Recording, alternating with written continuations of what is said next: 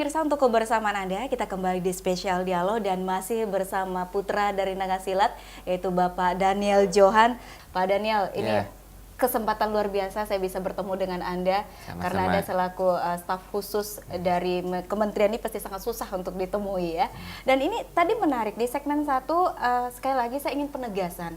Mengapa repot-repot masuk ke dunia politik? Anda juga tergolong baru masuk ke dunia politik dan akhirnya bisa memutuskan, ya oke, saya masuk ke dunia politik. Kemudian seperti apa nanti Anda membuat masyarakat, pemirsa Ruai TV di luar sana bersedia untuk menitipkan suaranya kepada Anda? Silakan.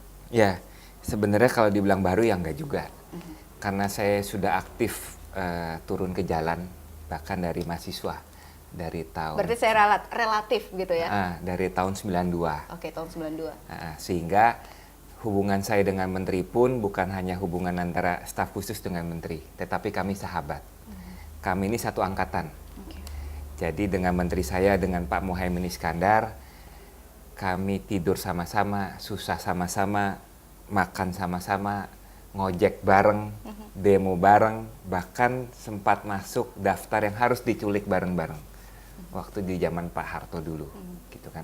Sehingga kami saling setia, kami sama-sama punya cita untuk masyarakat. Dan selama menjadi staf khusus, ya beberapa sering bertemu dengan kepala desa, mereka juga bilang, ya sudah Pak Daniel, coba kalau di kementerian saya hanya bisa mengawal program kementerian. Tetapi mungkin kalau nanti di DPR RI, saya juga bisa mengawal bukan hanya satu kementerian, tapi bisa lebih dari kementerian sesuai dengan komisi yang nanti saya masuk. Gitu.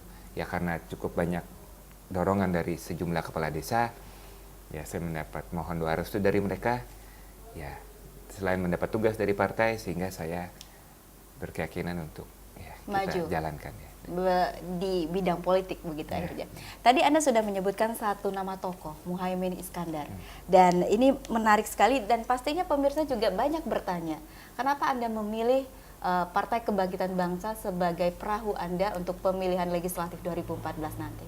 Ya, selain karena Pak Muhaimin sendiri sebagai sahabat baik saya, tetapi ada yang lebih khusus bagi saya.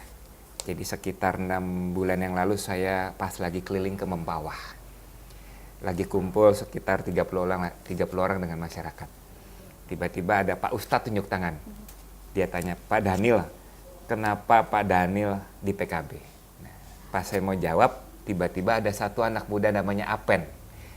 Dia tunjuk tangan, dia bilang, Pak Ustadz saya protes dengan pertanyaan Pak Ustadz. Kenapa katanya? Nah, Pak Endi menjelaskan, karena bagi saya kalau ada orang Tionghoa yang ingin berpolitik, tidak ada partai yang lebih tepat selain PKB. Karena hanya PKB, hanya Gus Dur yang sudah berjuang nyata untuk masyarakat Tionghoa. Tanpa PKB tidak ada Imlek nasional. Tanpa PKB tidak ada naga dan barongsai turun ke jalan. Tidak ada cap gome. Tidak ada bahasa Mandarin di sekolah-sekolah dan di pesantren. Tidak boleh lagi karaoke Mandarin. Nah, ya saya bahagia.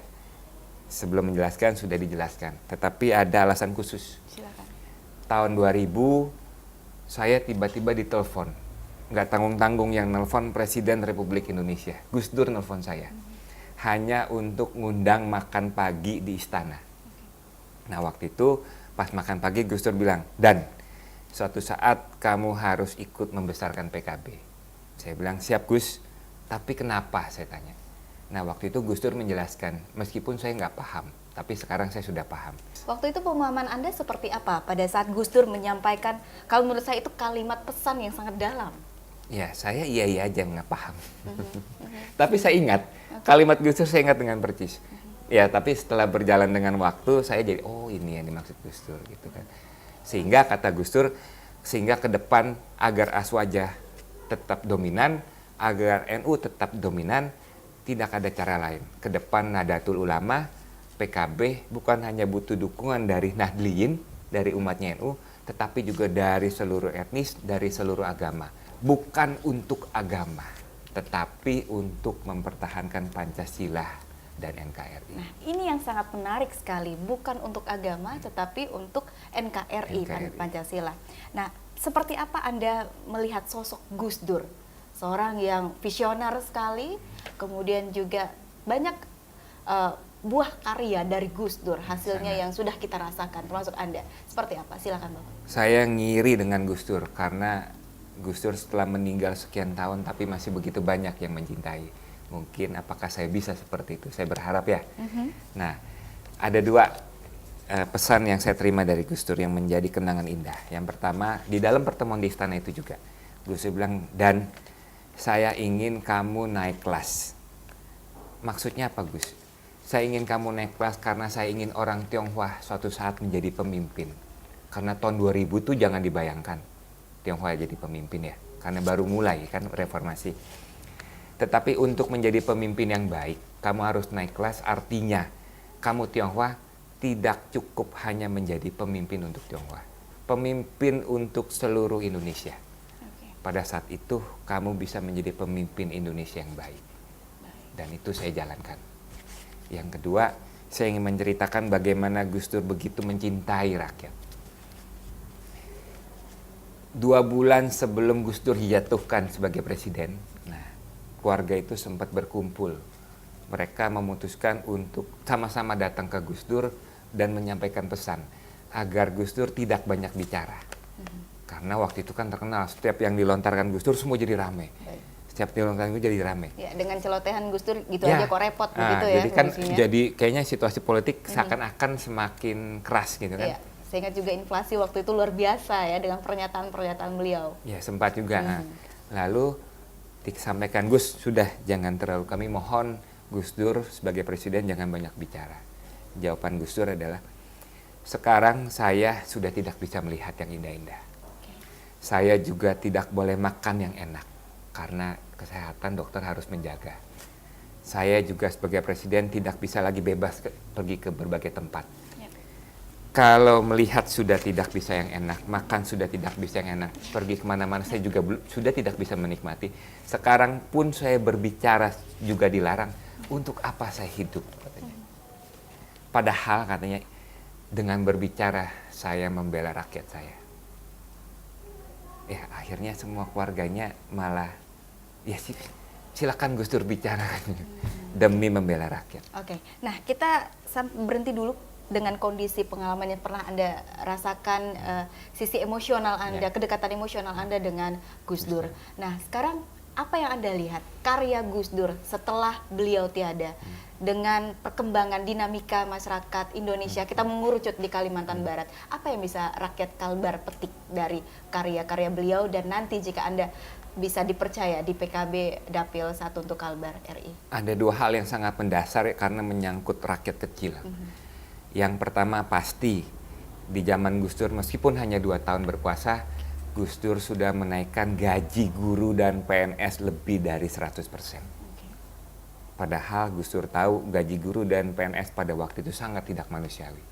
Yang kedua, pada zaman Gus Dur, para petani, para nelayan sempat merasakan bagaimana hidup sejahtera. Karena waktu itu penghasilan petani, penghasilan nelayan sangat baik. 2 hal itu. Dan nanti jika Anda dipercaya, apakah akan mengadopsi itu lagi? Karena kita tahu sekarang pemerintahan sekarang juga sudah mengadopsi ilmu-ilmu Gus Dur seperti itu. Silakan. Ya pasti, karena dari sekian banyak yang dicita-citakan Gus Dur, ada satu yang belum tercapai.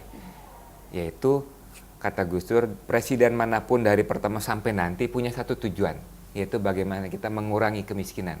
Tetapi kata Gus Dur, Indonesia itu tidak akan mungkin mengurangi kemiskinan. Indonesia itu bohong bisa mengurangi kemiskinan kalau para petani, para nelayan tidak diperhatikan.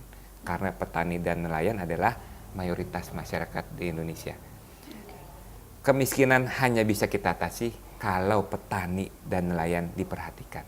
Tanpa bicara mengenai mengurangi kemiskinan, tetapi kalau petani dan nelayan hidupnya lebih sejahtera, otomatis kemiskinan akan berkurang. Nah, ini juga menarik dengan tema kita malam hari ini, membangun desa Kalimantan Barat sejahtera. Apa yang Anda maksudkan dengan tema kita malam hari ini? Ya, karena kekayaan Kalbar ada di desa. Sumber pertanian, sumber perikanan bukan di kota. Kota hanya menjual apa yang dihasilkan di desa. Sehingga kalau desanya maju, pertanian perikanannya maju, para petani, para nelayannya maju, penghasilan pendapatan petani dan nelayan maju, akan membuat seluruhnya sejahtera. Kalau pendapatan petani dan nelayan meningkat, yang jualan handphone di pasar semakin laku, meskipun bukan petani. Yang jualan motor, jualan TV, jualan baju, jualan mobil semakin laku, meskipun di kota. Sejahteranya desa akan membuat petani dan nelayan sejahtera. Sejahteranya nelayan dan petani akan membuat Kalimantan Barat sejahtera. Oke. Dan ngomong-ngomong ini Bapak juga sudah, kalau menurut saya ini boleh masuk ke catatan rekor muri nih kayaknya. Kenapa? Sudah datang hampir ke 808 desa. Ya, 808. Nah, tapi nanti jelaskan dengan kita ke desa mana saja dan apa yang Bapak temukan sudah berinteraksi dengan masyarakat. Tahan Pak ya, di segmen selanjutnya. Baik pemirsa, akan sangat menarik apa yang dilakukan oleh Bapak Daniel Johan, 808 desa. Ini bukan jumlah yang sedikit untuk bisa didatangi. Spesial Dialog akan segera kembali.